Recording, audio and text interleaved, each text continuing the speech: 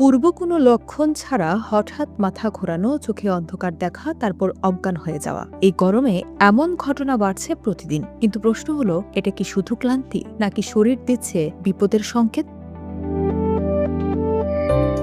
তীব্র গরমে শরীরের তাপমাত্রা বেড়ে যায়, শরীর নিজেকে ঠান্ডা রাখতে ঘাম ঝরাতে শুরু করে। কিন্তু অতিরিক্ত ঘামের ফলে শরীর থেকে বের হয়ে যায় পানি আর প্রয়োজনীয় লবণ। এই ঘাটতি তৈরি করে দুর্বলতা, আর সেখান থেকেই শুরু হয় নানা রকম সমস্যা।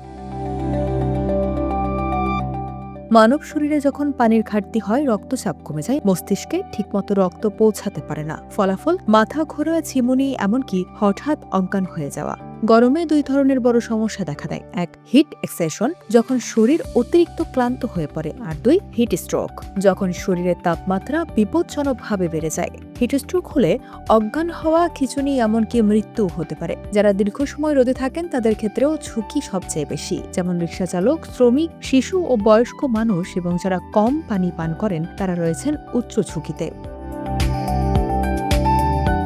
এসব লক্ষণ দেখা দিলে করণীয় কি? কেউ যদি হঠাৎ মাথা ঘুরে পড়ে যায়, প্রথমেই তাকে রোদ থেকে সরিয়ে ছায়ায় নিন, ঢিলা কাপড় পরিয়ে দিন, পানি বা স্যালাইন খাওয়ান। শরীর ঠান্ডা করতে ভেজা কাপড় ব্যবহার করুন। অবস্থা গুরুতর হলে দ্রুত হাসপাতালে নিয়ে যান।